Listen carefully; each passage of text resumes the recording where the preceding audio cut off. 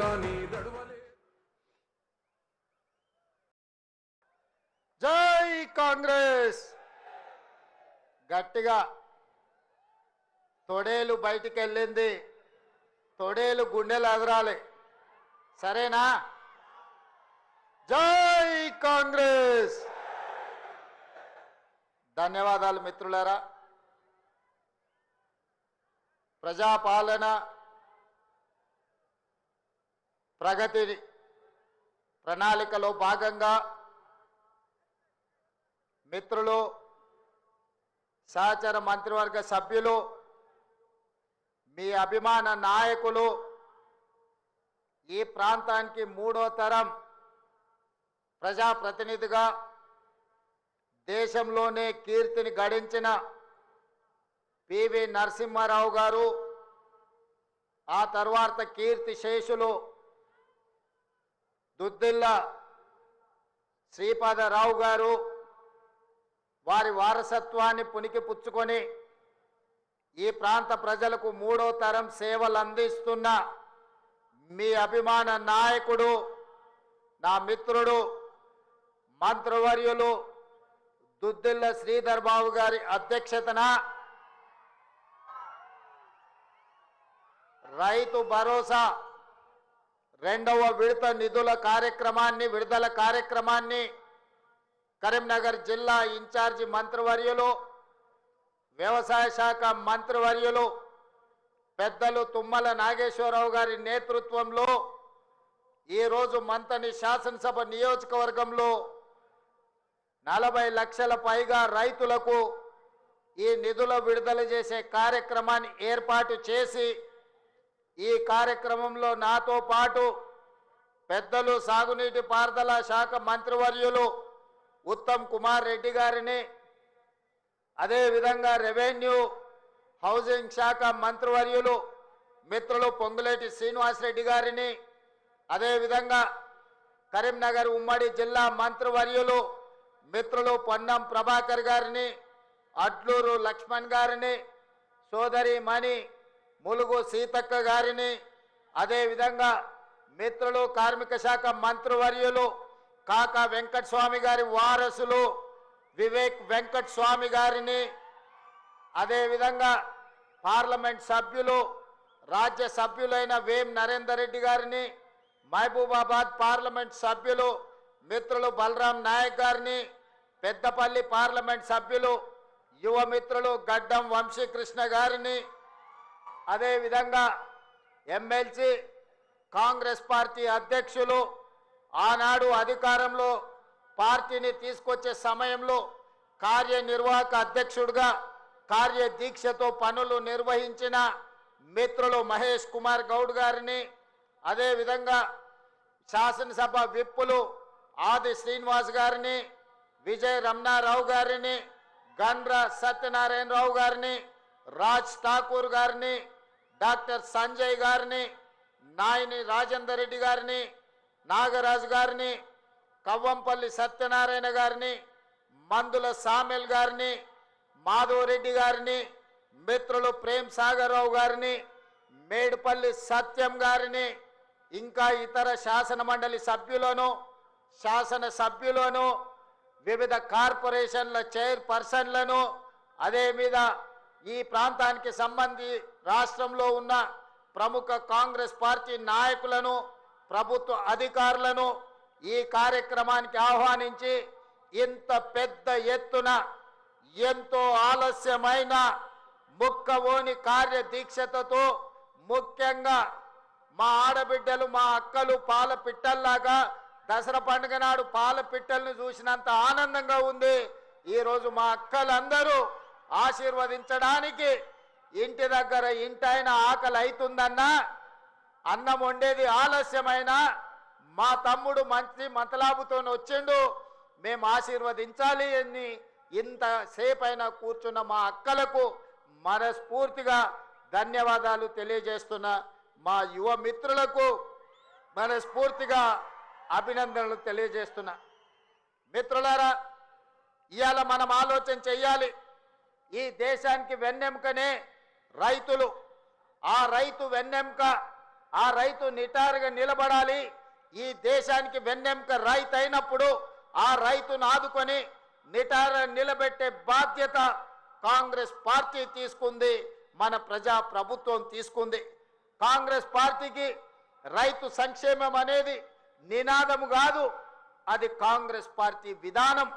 ఆనాడు రైతుల కోసం సాగునీటి ప్రాజెక్టులను బాక్రానంగల్ డ్యామ్ నుంచి మొదలు పెడితే నాగార్జున సాగర్, శ్రీశైలం, ఎస్ఆర్ఎస్పి వరకు పెద్ద పెద్ద నదుల మీద ప్రాజెక్టులను కట్టి రైతులకు సాగునీరు అందించిన చరిత్ర కాంగ్రెస్ పార్టీది. చరిత్ర పుటలలో ఒక్కసారి చూడాల్సిందిగా నేను కోరుకుంటున్నా. మిత్రులారా, ఆనాడు రైతులు పండించిన పంటకు గిట్టుబాటు ధర లేక దళారుల చేతుల్లో దోపిడీకి గురవుతుంటే రైతు పండించిన పంటకు కనీస మద్దతు ధర ఇవ్వాలి, ఆ రైతులను ఆదుకోవాలి, రైతుల ఆత్మ గౌరవం నిలబెట్టాలని ఈ దేశంలోనే మొదటిసారి రైతులకు గిట్టుబాటు ధర ఇచ్చే చట్టాన్ని తీసుకొచ్చింది ఈనాడు దేశంలో కాంగ్రెస్ పార్టీ. అదేవిధంగా మిత్రులారా, రైతులు పండించిన పంటను కొనడమే కాదు, పండించిన పంటకు 500 రూపాయల బోనస్ ఇచ్చి ఈరోజు దేశంలోనే అత్యధికంగా వరి ఉత్పత్తి చేస్తున్న రాష్ట్రంగా ఈ దేశంలోనే రానిచ్చింది ఏదైనా రాష్ట్రం ఉందంటే తెలంగాణ రాష్ట్రం ఉందని నేను చెప్పదలుచుకున్న. మిత్రులారా, ఆనాడు కరెంటు లేక, కరెంటు ఉన్న రైతుల మీద కేసులు కట్టి కరెంటు బిల్లుల కోసం పేలిపోతున్న ట్రాన్స్ఫార్మర్లు, కాలిపోతున్న మోటార్లు కష్టాలలో ఉంటే డాక్టర్ వైఎస్ రాజశేఖర రెడ్డి చేవెళ్ల నుంచి ఇచ్చాపురం వరకు పాదయాత్ర చేసి ఈ రైతాంగ కష్టాన్ని కన్నీళ్లను తూర్చడానికి దేశంలోనే మొదటిసారి ఉచిత కరెంట్ అనే గొప్ప పథకాన్ని తీసుకొస్తే ఈ రోజు భారతదేశంలో ఉన్న 100 కోట్ల రైతులకు వివిధ రాష్ట్రాలలో ఉచిత కరెంట్ వస్తుందంటే ఆనాడు చేవెళ్లలో కాంగ్రెస్ పార్టీ తీసుకున్న నిర్ణయం వల్ల ఈ రోజు 100 కోట్ల రైతులకు ఉచిత కరెంట్ అందుతుంది. ఆ పథకాన్ని తీసుకొచ్చింది కాంగ్రెస్ పార్టీ కాదా? ఒక్కసారి ఆలోచన చేయండి మిత్రులారా. ఉచిత కరెంటే కావచ్చు, కనీస మద్దతు ధరే కావచ్చు, 500 రూపాయల బోనసే కాదు, అప్పుల్లో మునిగిపోయి ఆత్మహత్యలకు పాల్పడుతున్న రైతుల కోసం రైతు రుణమాఫీ చేయాలన్న ఆలోచనతోని ఆనాడు డాక్టర్ మన్మోహన్ సింగ్ గారు ఒక్క కలం పొడితో 72,000 కోట్ల రూపాయల రైతు రుణమాఫీ చేసి దేశం మొత్తం మీద రైతులను రుణ విముక్తులు చేసిన చరిత్ర ఆనాటిదైతే ఈనాటి ప్రజాపాలనలో ప్రతి రైతుకు 2 లక్షల రూపాయల వరకు రుణమాఫీ చేస్తామని ఆనాడు నేను సమ్మక్క సారలమ్మ సాక్షిగా ములుగు నియోజకవర్గం నుంచి పాదయాత్ర మొదలు పెడితే మా మిత్రుడు ఉప ముఖ్యమంత్రి వర్యులు బట్టి విక్రమార్క గారు బోధు శాసనసభ నియోజకవర్గం ఆదిలాబాదులో నుంచి ఖమ్మం వరకు పాదయాత్ర చేసినప్పుడు 2 లక్షల రూపాయల రుణమాఫీ చేస్తామని మాటిచ్చి నేను మా మిత్రుడు బట్టి విక్రమార్క గారు తెలంగాణ రైతాంగానికి మాట ఇస్తే సంవత్సరం తిరిగే లోపలనే 25,35,000 మంది రైతులకు 21,000 కోట్ల రూపాయల రైతు రుణమాఫీ చేసి రైతులను రుణ విముక్తులను చేసిన చరిత్ర ప్రజాపాలన కాంగ్రెస్ పార్టీది. ఈ రోజు దేశానికే మనం ఆదర్శంగా నిలబడ్డాం. మిత్రులారా, ఇవాళ ఆనాడు చెప్పిన మాటలు కాదు, చెప్పినవే అదే విధంగా ఈనాడు రైతు భరోసా పథకం 9 రోజుల్లో 9,000 కోట్ల రూపాయలు పోయినసారి రైతు ఖాతాలో వేసి తుమ్మల నాగేశ్వరరావు గారి అధ్యక్షతన రైతులకు రైతు భరోసా వేసినాం. ఈనాడు కూడా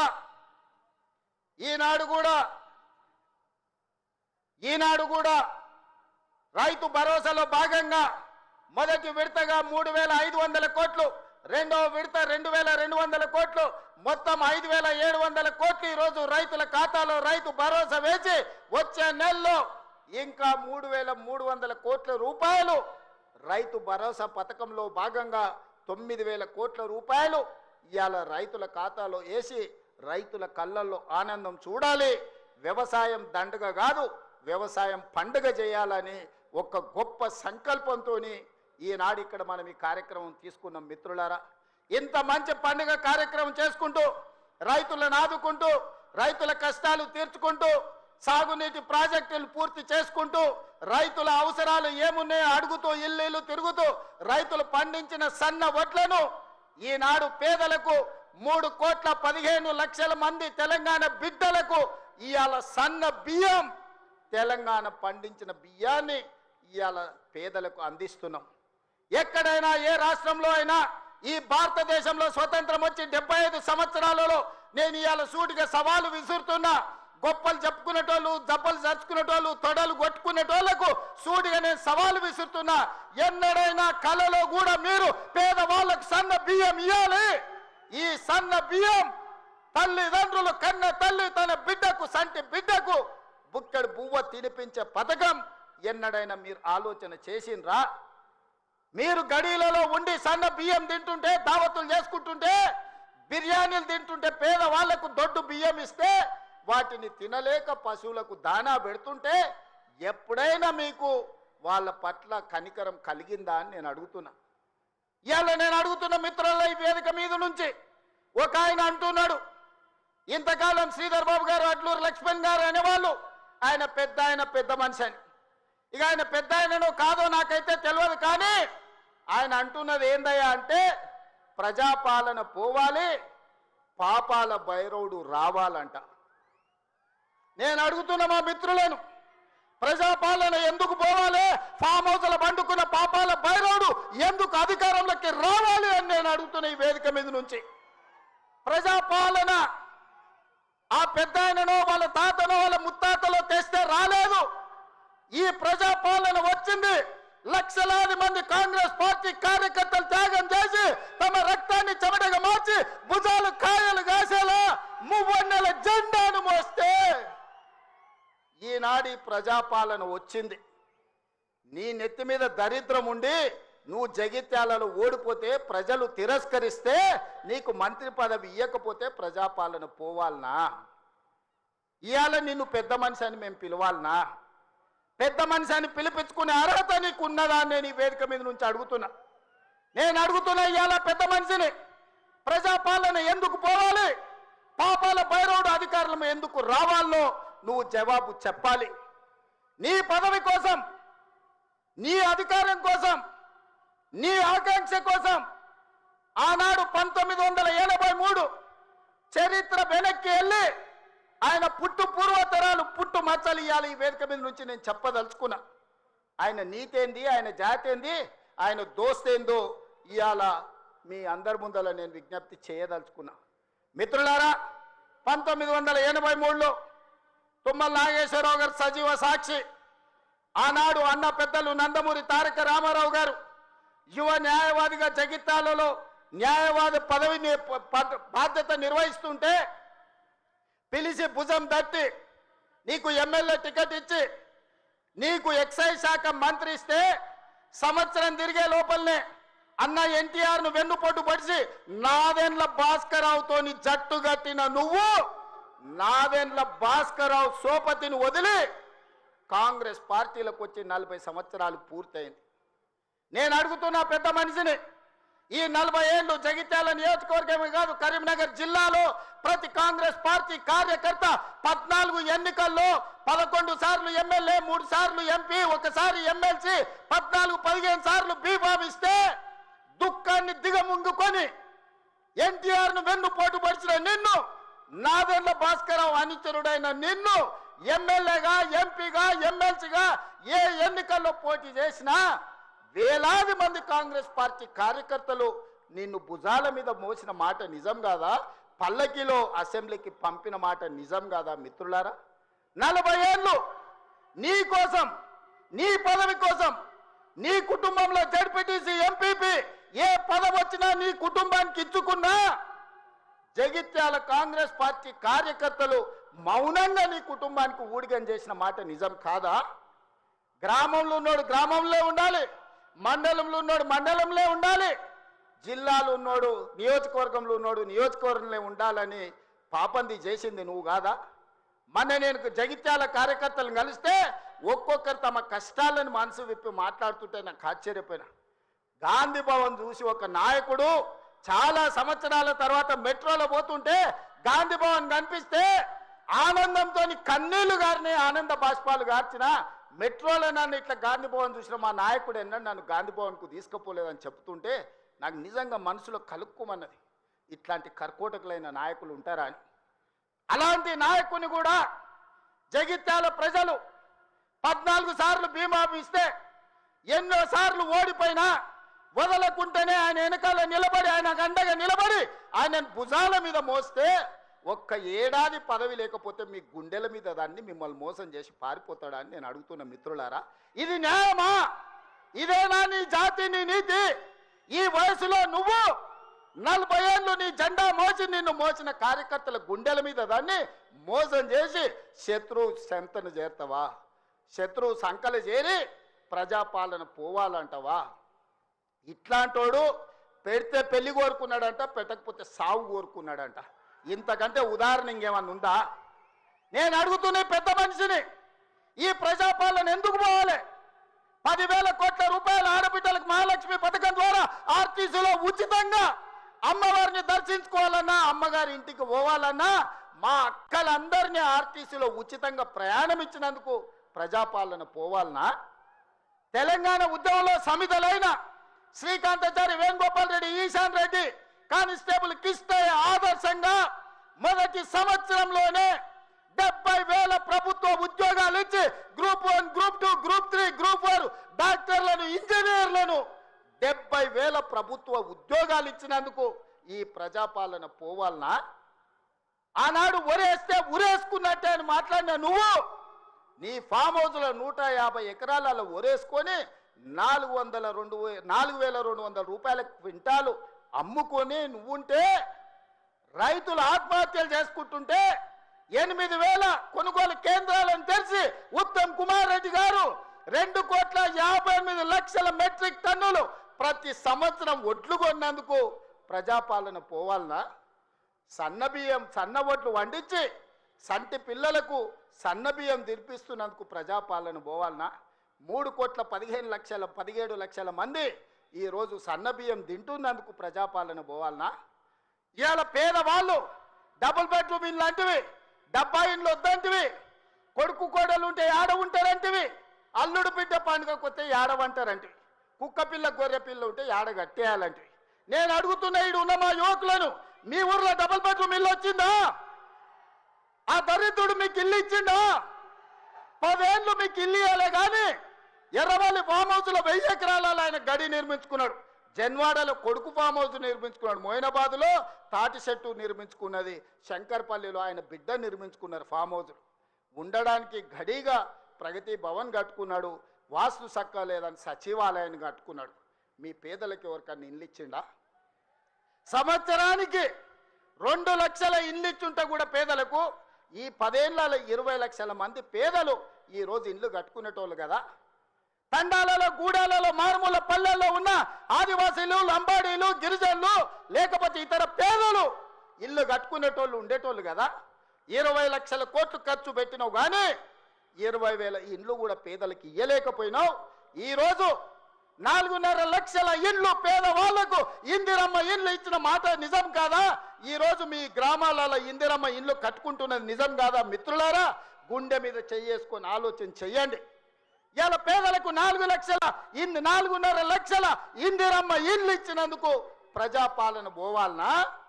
డబల్ బెడ్రూమ్ ఇండ్లతో మోసం చేసిన పాపాల బైరోడు రావాలనా? ఒక్కసారి ఆలోచన చేయండి మిత్రులారా. ఇండ్లే కాదు, ఇల్లాలి కళ్ళల్లో ఆనందం చూడాలని 200 యూనిట్ల ఉచిత కరెంటు ప్రతి ఇంటిలో వెలుగులు నింపినందుకు, పేదవాడి కళ్ళల్లో ఆనందం చూసినందుకు ప్రజాపాలన పోవాలనా? ఇవాళ అదే కాదు, మహాలక్ష్మి పథకం ద్వారా ఆడబిడ్డలకు బస్సు ప్రయాణం ఇచ్చినందుకు ఈరోజు ప్రజాపాలన పోవాలనా అని నేను అడుగుతున్న మిత్రులారా. మీరు ఒక్కసారి ఆలోచన చేయండి. ఇల్లు ఇస్తమే, ఇంట్లో కరెంట్ ఇస్తమే, 500 రూపాయలకు సిలిండర్ ఇస్తమే, సన్న బియ్యం ఇచ్చి కడుపు నిండా బువ్వ పెడితే ఇందుకోసం ఈరోజు ప్రజాపాలన పోవాలనా? అంటే ఈ ప్రభుత్వాలు ధరల కూడిగం చేయాలి, గడీల ముందల బానిస బతుకు బతకాలనా అని నేను అడుగుతున్నా. ఇవాళ ఈ ప్రభుత్వం 70,000 ఉద్యోగాలు ఇచ్చింది, 21,000 కోట్ల రైతు రుణమాఫీ చేసింది. ఈ ప్రభుత్వం 28 నెలలలో రైతులకు 1,50,000 కోట్ల రూపాయలు ఖర్చు చేసిన మాట నిజం కాదా? ఆనాడు మా అక్కలీడు ఉన్నారు, పాలపిట్టల లెక్క బతుకమ్మ చీరలు ఇచ్చితే ఏం చేసిండ్రక్క? పొలాల కాడ పిట్టలను బెదరగొట్టడానికి గట్టి రవునా? ఎన్నడన్నా ఈ తెలంగాణలో ఏ ఆడబిడ్డ అన్నా బతుకమ్మ చీరలు కట్టుకున్నారా? ఎన్నడన్నా పండుగ చేసుకున్నారా? నేను ఇవాళ మా అక్కల్ని అడుగుతున్నా, ఇందరమ్మ చీరలు మా సీతక్క మీకు పంచుతే ఈరోజు వేలాది మంది పాలపిట్టలాక చీరలు కట్టుకొని మా తమ్ముడు వచ్చిండు, మాకు చీర పెట్టిండు, మాకు సారె పెట్టిండు, మా తమ్ముడిని ఆశీర్వదించాలని ఇవాళ వేలాది మంది మా అక్కల ఆత్మగౌరవంతో కట్టుకురు. ఈ పక్కలు ఉన్న మా సోదరులు, అమ్మో మా ఆవిడ కూడా మంచిగా అందంగా ఉందే ఏందో అనుకున్నా అని పాలపిట్ట చీరల భార్యను చూసి సంతోషపడుతురు. ఇవాళ 1 కోటి మంది ఆడబిడ్డలకు 1 కోటి చీరలు ఇచ్చినందుకు, ఇందిరమ్మ చీరలు ఇచ్చి వాళ్ళ కళ్ళల్లో ఆనందం చూసినందుకు ఇవాళ మేము దిగిపోవాలనా? 67 లక్షల స్వయం సహాయక సంఘాలకు మా సీతక్క 57,000 కోట్ల రూపాయల బ్యాంకు లింకేజ్ ఇచ్చినందుకు, ఆడబిడ్డల్ని శ్రీమంతులను చేసినందుకు మేము దిగిపోవాలనా? 1 కోటి ఆడబిడ్డల్ని కోటీశ్వరులను చేయాలనే లక్ష్యం పెట్టుకున్నందుకు ఈరోజు ప్రజాపాలన పోవాలనా? నేను అడగదలుచుకున్న ఇవాళ ప్రజాపాలన పోవాలి, పాపాల భైరవుడు రావాలి అనేటోంది నేను ఈ వేదిక మీద నుంచి నిలదీయదలుచుకున్నా. నీకు సిగ్గు శరము ఏమైనా ఉన్నదా ఈ మాట మాట్లాడడానికని? నీకు పదవి రాకపోతే ప్రజాపాలన పోవాలనా? ఇవాళ రైతులను పొట్టన పెట్టుకొని ఈ పాపాల భైరవుడు చేసిన పాపాలు మీకు తెలియదా? ఈరోజు ఎన్ని పథకాలు ఏమేమి ఉన్నాయో నేను చెప్పితే రామాయణం అంతా రాసుకుంటే భారతం అంతా అయితే పథకాల గురించి మీకు అందరికీ తెలుసు. నిరుద్యోగ యువకుల గురించి కానీ, విద్యార్థుల గురించి కానీ, ఉద్యమకారుల గురించి కానీ, మహిళల గురించి కానీ, మైనార్టీల గురించి కానీ, రైతుల గురించి కానీ, ఈరోజు దళితులు, గిరిజనులు, ఆదివాసుల గురించి కానీ ప్రభుత్వం అమలు చేస్తున్న పథకాలు మీకు తెలియదా? అంతెందుకు ఈ ప్రాంతంలో ఉండే సమ్మక్క సారలమ్మ జాతరకు ఎన్నడన్నా సమ్మక్క సారలమ్మ దర్శించుకోవడానికి ఎన్నడన్నా కేసీఆర్ వచ్చినాడే? 2 ఏళ్లలో 100 కోట్లు పెట్టి సమ్మక్క సారలమ్మ మందిరాన్ని ప్రపంచానికి ఆదర్శంగా నిర్మించినందుకు మేము దిగిపోవాలనా? పేదల దైవాన్ని గౌరవించినందుకు మేము దిగిపోవాలనా? వేములవాడ రాజన్నకు నా లగ్గం ఈయనే అయింది, నా లగ్గం అయినందుకన్నా 100 కోట్లు ఇస్తా అన్నాడు. ఒక్క బుడ్డ రూపాయి కూడా ఇవ్వకపోతే మా ఆది శ్రీనివాస్ వస్తే 127 కోట్లు ఇచ్చి ఈరోజు వేములవాడ రాజన్న మందిరాన్ని నిర్మిస్తున్నాం. అందుకోసం ప్రజాపాలన పోవాలనా? బాసర సరస్వతి విజ్ఞాన జ్యోతి, బాసర సరస్వతిని 100 కోట్ల రూపాయలతోని బాగు చేస్తున్నందుకు ప్రజాపాలన దిగిపోవాలనా? ఇవాళ చిన్న కాళేశ్వరంలో కాళేశ్వరం ముక్తేశ్వర మందిరాన్ని ప్రారంభించుకుంటున్నందుకు ఈ ప్రభుత్వం దిగిపోవాలనా? సరస్వతి పుష్కరాలను నిర్వహించుకున్నందుకు పోవాలనా? భద్రాచలంలో రాములవారి గుడిని నిర్మించుకుంటున్నందుకు ఈరోజు ప్రజాపాలన దిగిపోవాలనా? బాసర నుంచి భద్రాచలం వరకు గోదావరి పుష్కరాలను గొప్పగా నిర్మించుకోవాలి, గొప్పగా జరుపుకోవాలి, దేశంలో ఉండే భక్తులందరూ రావాలని ఏర్పాట్లు చేసుకున్నందుకు ఈరోజు ప్రజాపాలన పోవాలనా? దేనికి పోవాలని నేను అడుగుతున్నా. ఏమొచ్చింది, ఏమయ్యింది? మేడిపల్లి సత్యం, కవంపల్లి సత్యనారాయణ, ఆది శ్రీనివాస్, రాజ్ ఠాకూర్, అదేవిధంగా విజయరమణారావు, అడ్లూరి లక్ష్మణ్, పొన్నం ప్రభాకర్, శ్రీధర్ అయితే ఎన్నోసార్లు గెలిచిండ్రు. వీళ్ళందరూ మొదటిసారి ఎమ్మెల్యేలు గెలిస్తే ఇంత పొడుగు అంత పొడుగు అంటివి, లావు మన అడగడు లడాయిపోతే వెనకాల 3 నూకుడు మనగాళ్ళు అంటివి. వాళ్ళతో పాటు నీకు టికెట్ ఇస్తమే, సొమ్ములు ఇస్తమే. నీ నెత్తి మీద దరిద్రం ఉండి నీ బుద్ధి సక్కాలేక జగిత్యాల ప్రజలు బండకేసి కొడితే అది మా తప్ప? ఎమ్మెల్యేకి బండకేసి కొడితే ఎంబడే ఎంపీ టికెట్ ఇస్తే బొంద పెట్టిరు వాళ్ళు, అది మా తప్ప? పార్టీ తప్ప? ఏం తక్కువ చేసింది నీకు పార్టీ? ఒక్క ఏడాది నిన్ను నమ్ముకున్న కార్యకర్తల కోసం ఓపిక పట్టవా? అలాంటి నువ్వు దుర్మార్గుడు శత్రువు సంకల చేరి వాళ్ళ సంక నాక్కుంటూ ఇవాళ ప్రజాపాలన పోవాలి అని అంటావా నువ్వు? ఇదా నీ బుద్ధి, నీ నీతి? నేను ఇవాళ ఈ వేదిక మీద నుంచి పాపాల భైరవుడు ఎందుకు రావాలన్నాయని నేను అడగదలుచుకున్నా. నేరెళ్ళ దళితులను ఇసుక లారీల కింద తొక్కించినందుకు పాపాల భైరవుడు రావాలా? ఖమ్మం జిల్లాలో గిట్టుబాటు ధర అడిగిన గిరిజన బిడ్డలకు బేడీలు వేసి నడి బజార్లో నడిపించినందుకు పాపాల భైరవుడు అధికారంలోకి రావాలనా? గ్రూప్ 1 పరీక్షలలో పరీక్షా పత్రాలను జిరాక్స్ సెంటర్లలో పల్లి బఠానీలలా కమ్మి లక్షలాది మంది నిరుద్యోగ యువకుల ఉసురు కొట్టుకున్నందుకు పాపాల భైరవుడు రావాలనా? పండించిన పంట కొనుగోలు చేయక ఒరేసుకుంటే ఉరేసుకున్నట్టే అన్న పాపాల భైరవుడు ఇవాళ రావాలనా?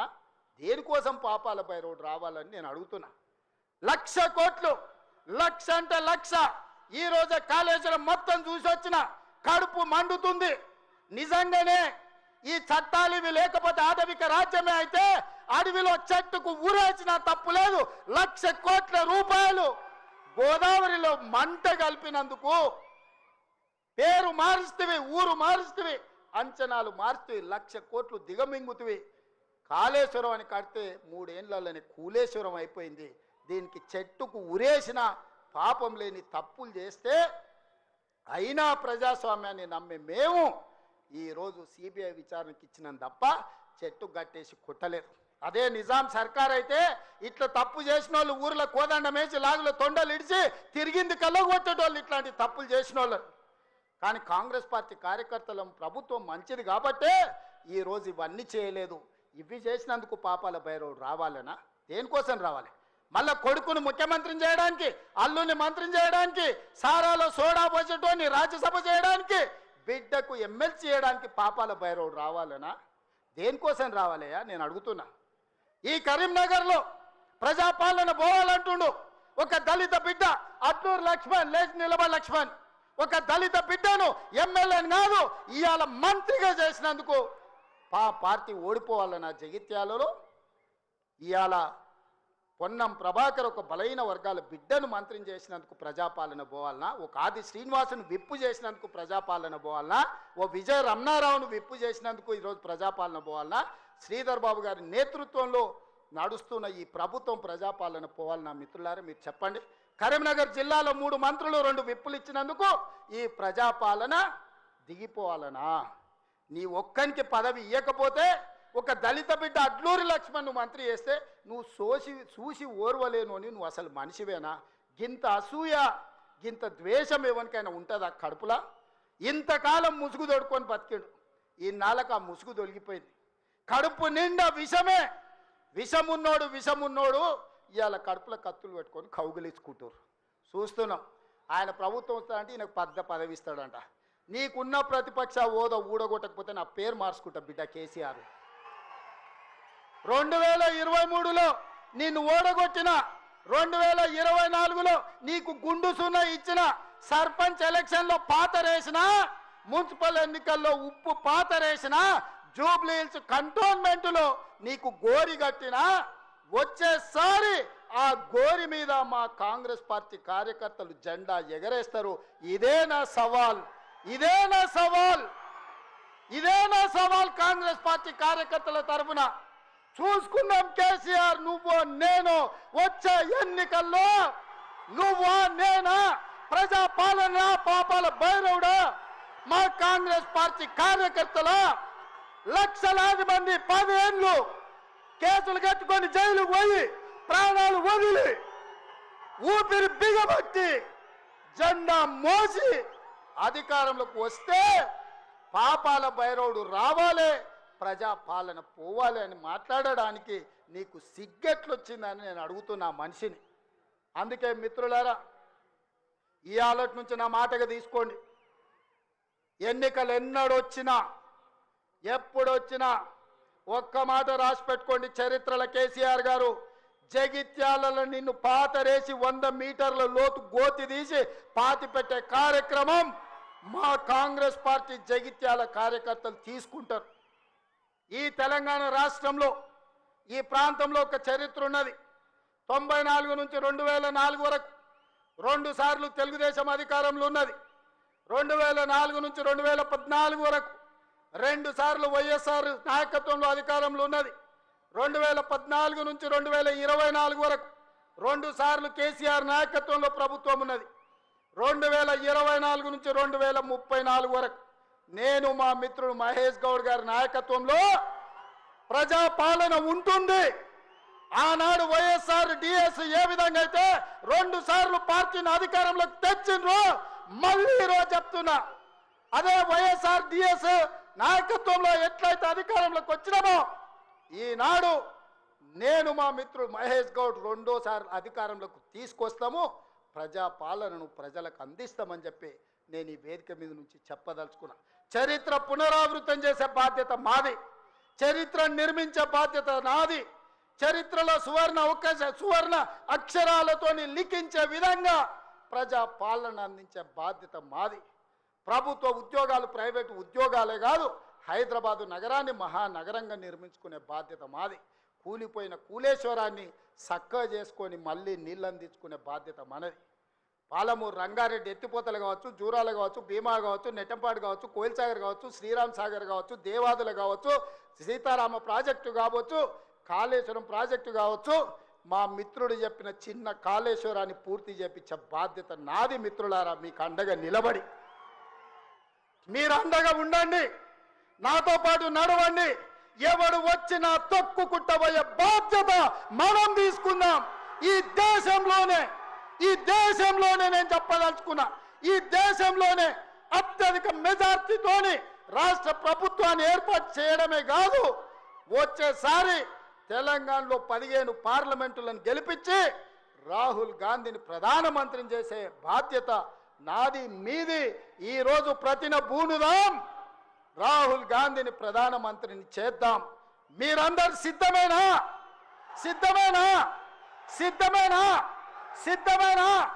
అక్కడున్న వేలాది మంది సోదరులు సిద్ధమేనా?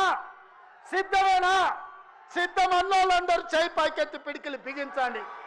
వేదిక మీద ఉన్న సోదరులు కూడా, నాయకులందరూ నిలబడి చేతులు ఎత్తండి. మీరందరూ నిలబడి చేతులు ఎత్తండి. జై కాంగ్రెస్, జై జై కాంగ్రెస్. రాహుల్ గాంధీ నాయకత్వం. సంపూర్ణమైన విశ్వాసం వచ్చింది మిత్రులారా. ప్రజాపాలన और एक बार కాంగ్రెస్ సర్కార్ అనాలి, సరేనా? और एक बार నేనంటే కాంగ్రెస్ సర్కార్ అని మీరు అనాలి. రెడీనా?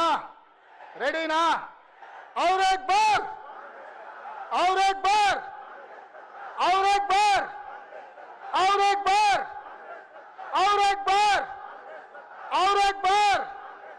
कांग्रेस सरकार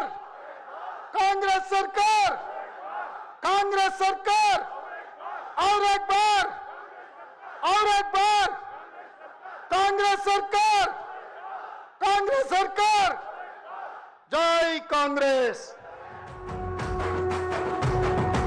నేటి వరకు ధిటుగా నిలదీస్తూ